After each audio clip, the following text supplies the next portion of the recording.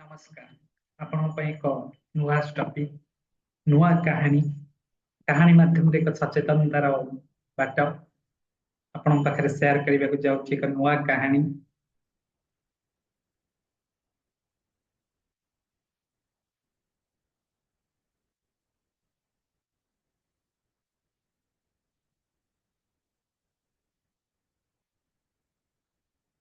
असल असफलता सफलता को नहीं जाए कहानी टॉपिक कहानी मूल लेखा केमी कौन आम लाइफ रे गोटे असफलता यदि असफल न हो के सफलतार पहुंची पारे से कहानी पर आज आम से कहानी की आपको नौ छोटी कहानी।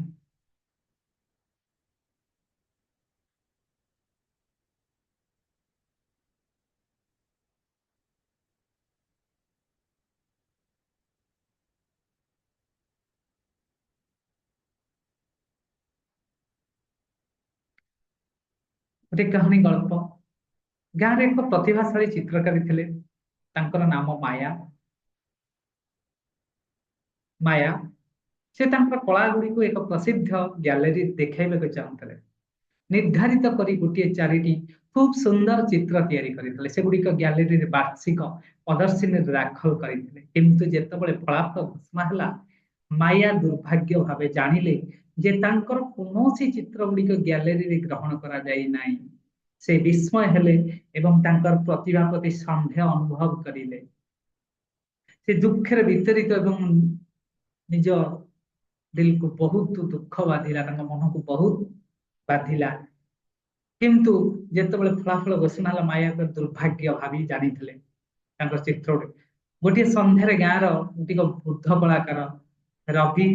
मिले से मायार दुख देखी पचारे माया तांकर असफलता कहानी कहले रवि धीरे धीरे शुणिले पर कहले प्रति महान कलाकार असफलतार सामना करिछि फेलोर सामना करिछि किंतु आपण किपरि प्रतिज्ञा करंती से मान्यता अच्छी। तांकर शब्द गुड़िक श्रद्धा करी माया निश्चित भाव में गभीर ज्ञान रे शुणिला हृदय कष्ट सहित अनुष्ठान नेला एवं से गोटे अनुष्ठान तैयारी कला से कलाकृति आहुरी नूतन शैली और प्रयोग चित्र करिला प्रत्येक चित्र शिखेला प्रत्येक लोक शिखेला से आत्मविश्वास पुनर्जीवित करिला। केते मास परे माया एक संग्रह सृजन कले जहाँ सेटा सत्य स्वरूप अनुभव करते एवं से चित्र गुड़ी गोटे गैलरी दाखल कले जितेबाला से ग्रहण पत्र पाइले से विराट संतोष लाभ कले चित्र गुड़िक प्रदर्शित करा लोक मैंने विशेष शैली को स्वागत करते। मायार प्रथम असफलता बहुत कला शिल्प तैयारी करिवार प्रेरित करितला। से शिखिले जे प्रतिवाद हेउची एक सफलतार आधार तांका यात्रा गाँव अन्य माने यही अनुसरण करने प्रेरणा देला से सत चेष्टा ए कहानी शिखे कौन कमी शिखा पाइले ना निश्चित भाव असफलतार आम सफलता हो पारे असफलता ही जीवन में गोटे कहानी असफलता हेले सिना अपन लाइफ रे सफलता हो पार भेरी